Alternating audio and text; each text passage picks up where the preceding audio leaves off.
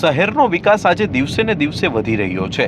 શહેર હોય કે ગામડું, પરંતુ કોઈ પણ જગ્યાએ પ્લોટ અથવા ઘરની ખરીદી કરવી હોય તો જંત્રીના નિયમો લાગુ પડતા હોય છે।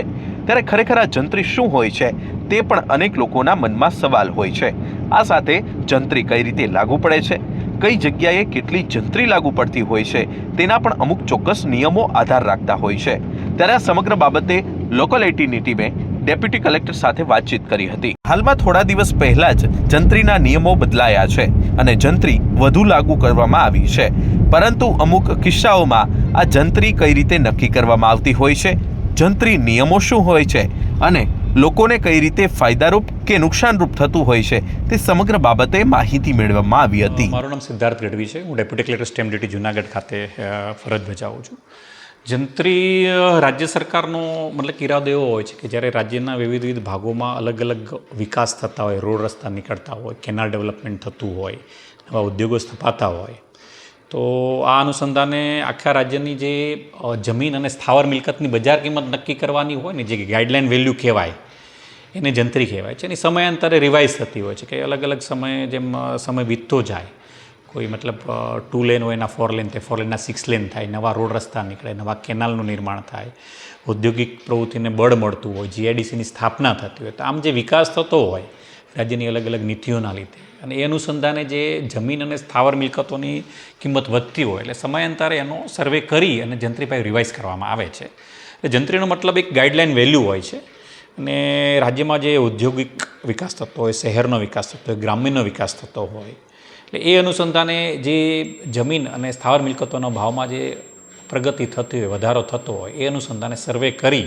સાયન્ટિફિકલી સર્વે કરી અને ભાવ જે રિવાઇઝ કરવામાં આવે છે અને બજાર કિંમતની નજીક લઈ જવાની જે આખી પ્રક્રિયા છે એ જંત્રી રિવિઝન સર્વે કહેવાય। જુનાગઢમાં હાલ આપણે અર્બન અને રૂરલ એરિયામાં સર્વે કર્યો છે। એના પછી જે પોર્ટલ ઉપર જે ભાવો મૂકવામાં આવ્યા છે એ અનુસંધાને અમને અલગ અલગ રજૂઆતો મળેલી છે। ઓનલાઈન માધ્યમથી પણ રજૂઆત કરવાના સમગ્ર નાગરિકજનોને એક સુવિધા ગુજરાત રાજ્ય સરકારે વસાવી છે। એમાં ઓનલાઈન અમને 56 જેટલી રજૂઆતો મળી છે અને ઓફલાઈન અમને 22 જેટલી રજૂઆતો મળી છે। એમાં માણાવદર શહેરની રજૂઆત છે, કેશોદની છે અને જુનાગઢની છે। તો મોટાભાગે જોવા જઈએ તો એક જુનાગઢ શહેરમાં 1 કે 2 કિસ્સામાં બાદ કરતાં બાકી બધે બહુ વધારે કોઈ રજૂઆત નથી મળી। એક ઈવનગર અને સાદડવીની રજૂઆત મળી છે, એ અમે જોઈ રહ્યા છે। પણ બાયનલાજ અત્યાર સુધી જે પ્રતિનિધિઓ અલગ અલગ નાગરિક જીવનના જે પ્રતિનિધિઓ સાથે વાત કરી, જમીન સાથે સંકળાયેલા પ્રતિનિધિ વાત કરી, બાયનલાજ એ લોકો હાલ જે ભાવો પ્રાપ્ત થયા છે એની સાથે સંમત છે। જેમાં જે બાબતમાં સંમત નથી એમને અમને લિખિત રજૂઆત કરી છે। જે આપણે વાત કરી કે ઓનલાઈન 56 રજૂઆત આવી છે, ઓફલાઈન 22 આવી છે, તો એ અમે રજૂઆતનું આખું અભ્યાસ કરીશું। સ્થળ મુલાકાત કરવાની તો સ્થળ મુલાકાત કરશું અને પછી અમે આગળ કલેક્ટર સાહેબની અધ્યક્ષતામાં એક સમિતિ હશે અને રજૂઆતોનો આખો ત્યાં રિપોર્ટ સબમિટ કરશું અને પછી રાજ્ય સરકારમાં એને રજૂઆતો ગ્રાહ્ય રાખવી ના રાખવી, કેટલા હદે યોગ્ય છે, એ બધોનો નિર્ણય એક સામૂહિક સમિતિ કરતી હોય છે, એમાં મૂકી અને આગળ એમાં કરવામાં આવશે। એટલે ટૂંકમાં કહેવા જઈએ તો જે નાગરિક સમાજના અલગ અલગ વર્ગોની જે અલગ અલગ અમને રજૂઆતો મળી છે એ અમે ચકાસી રહ્યા છીએ। એમાં જો યોગ્ય લાગે તો એ પ્રકારની આગળની પ્રક્રિયા હાથ ધરશું।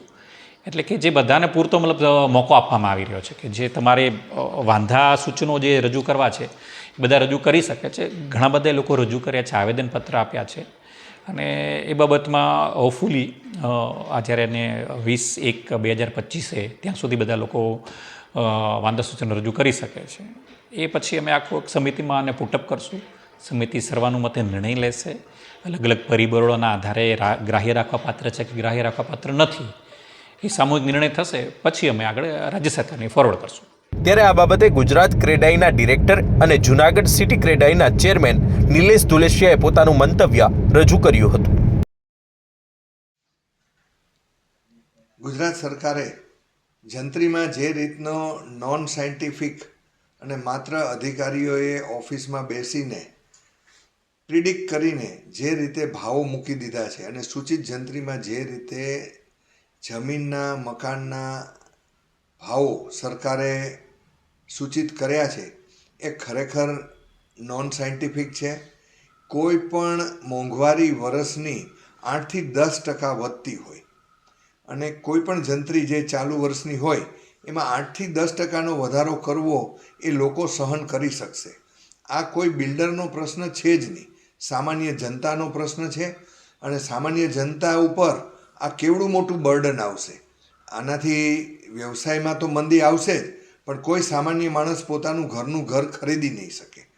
અને એના ઉપર લાગતા બીજા અનેક ટેક્સીસ જે છે એ વેલ્યુએશન ઉપર લાગતા હોય છે, જંત્રી ઉપર લાગતા હોય છે.